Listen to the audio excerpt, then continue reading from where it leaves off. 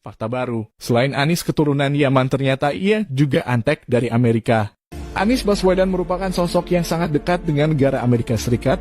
Kedekatan antara mereka tidak bisa dianggap sepele. Amerika berusaha mendekati Anies dan memberikan dukungan secara penuh untuk tujuan tertentu dan demi kepentingan yang menguntungkan Amerika. Benar yang dikhawatirkan selama ini, Anies merupakan salah satu bagian dari boneka yang sudah dipersiapkan oleh Amerika untuk memudahkan niat buruk negeri Paman Sam menguasai kekayaan alam Indonesia. Jika Anies terpilih nantinya, maka akan ada hutang budi yang harus dibayarkan oleh Anies Baswedan, kepala negeri Paman Sam. Maka akan sangat mudah Amerika menyetir dan menjadikan Anies sebagai boneka yang akan ditunggangi. Sebagai warga Indonesia yang cinta NKRI, mari bersama kita waspada sebelum hal yang tidak kita inginkan terjadi dan akan merugikan hingga membuat negara kita hancur secara perlahan di tangan Anies Baswedan.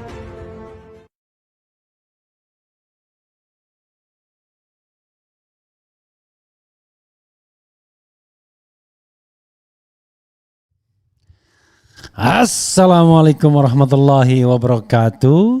Sobat RH sekalian, jumpa lagi kita di channel yang keren ini. Keren cadas.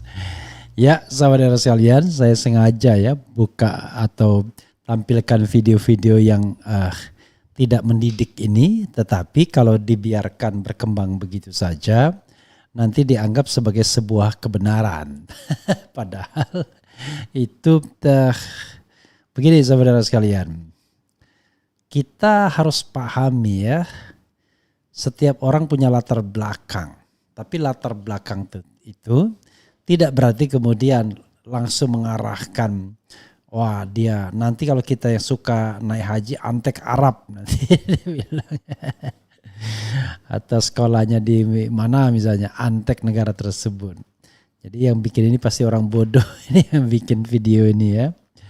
Memang ada tuduhan, misalnya berita awal tahun ini itu dari Haidar Alwi Institute misalnya HAI yang menyebut bahwa Anies berpotensi jadi boneka Amerika Serikat jika terpilih jadi presiden. Oke, padahal sebelumnya Anies dianggap intoleran.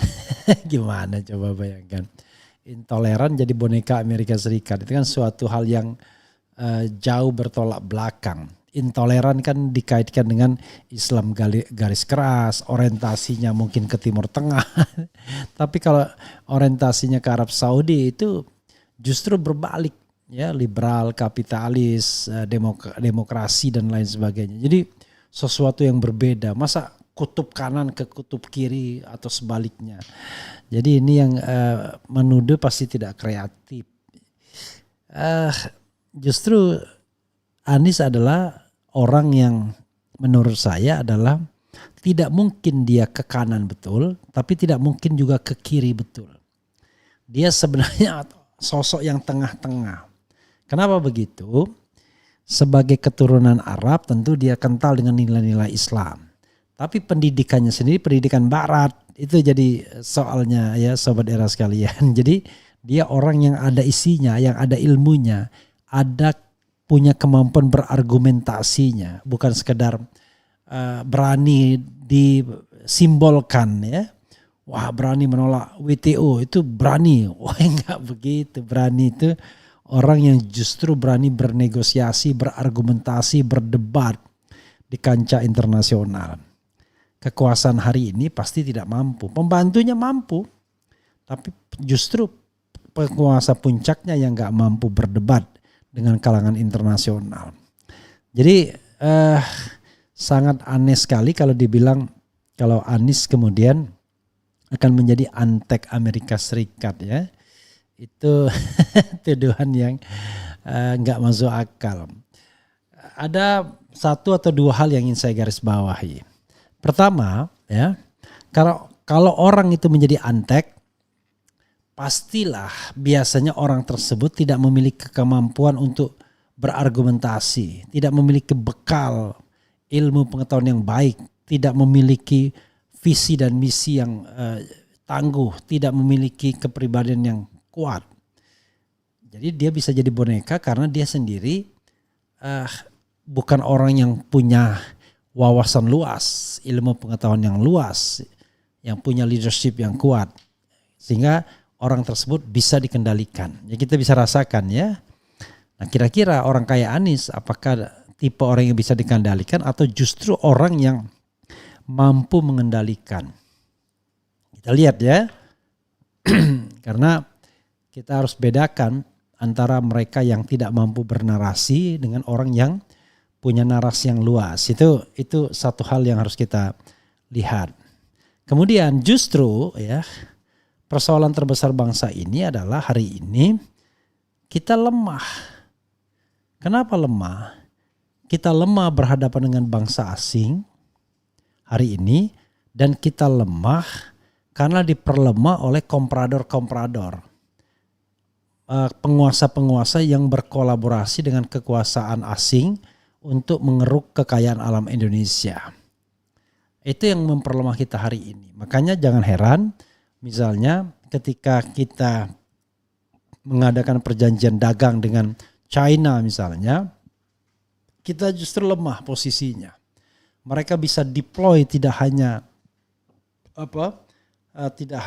investasinya, tapi dengan manusianya segala. Dan manusia yang dideploy itu tidak hanya manusia dengan high skill, kemampuan yang tinggi, tapi bahkan tenaga kasar, tenaga buruh.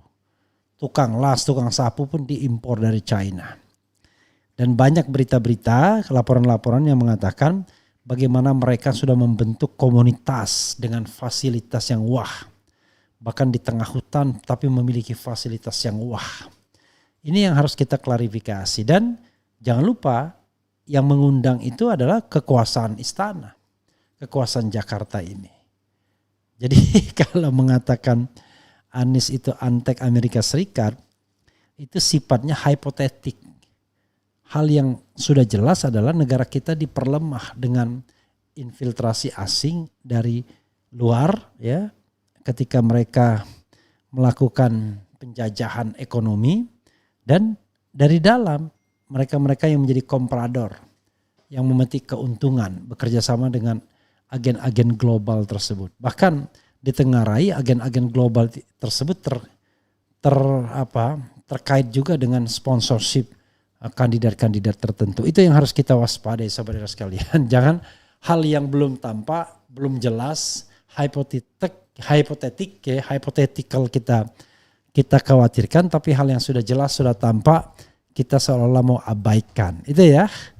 Jadi saudara sekalian, ya, jangan jadi orang tolol ya, jangan jadi orang bodoh untuk kemudian terpengaruh dengan propaganda-propaganda seperti itu yang sifatnya hipotetik, tetapi melupakan problem kita hari ini.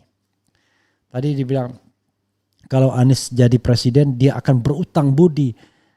Ya, utang budi itu relatif. Yang jelas kita utang beneran sekarang ini yang harus dibayar.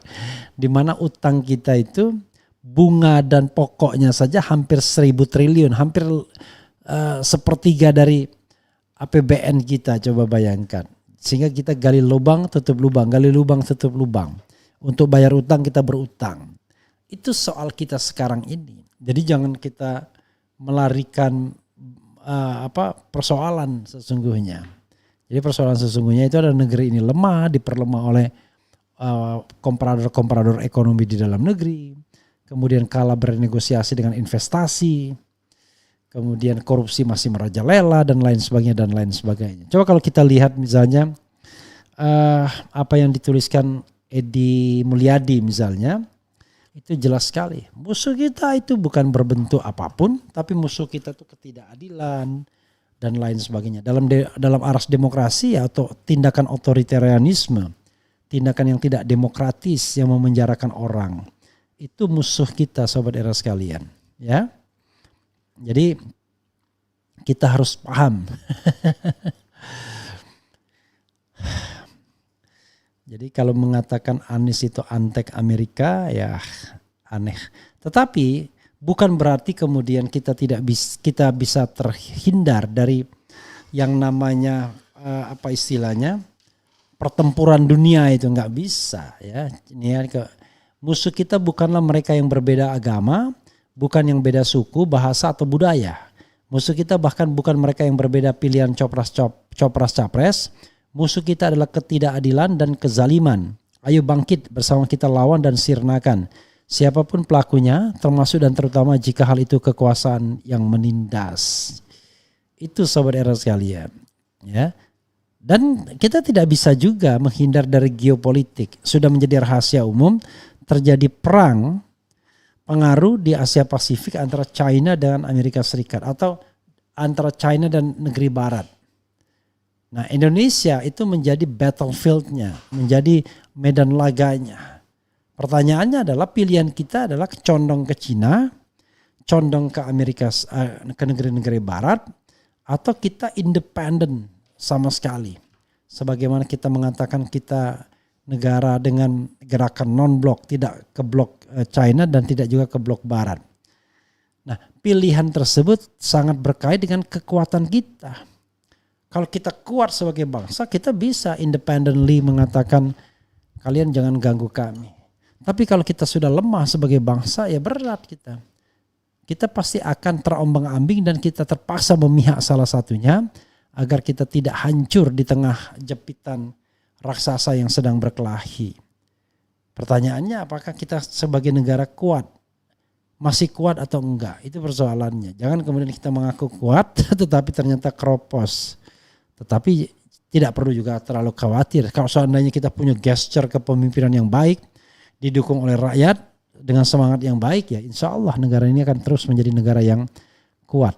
Ya mudah-mudahanlah hal-hal seperti ini akan membuat kita makin sadar bahwa kita membutuhkan sebuah kepemimpinan yang memang mandiri. Biar tidak menjadi antek Amerika, antek China apalagi, tapi kita menjadi bangsa yang berdikari, berdiri di kaki sendiri. Seperti dikatakan Bung Karno yang tidak pernah atau bahkan dilupakan oleh pemerintahan sekarang. Konsep Trisakti itu. Berdikari secara ekonomi, mandiri secara ekonomi, berdikari secara politik, dan kemudian berkepribadian secara kebudayaan. Itu saja saudara sekalian. Wassalamualaikum warahmatullahi wabarakatuh. Ciao.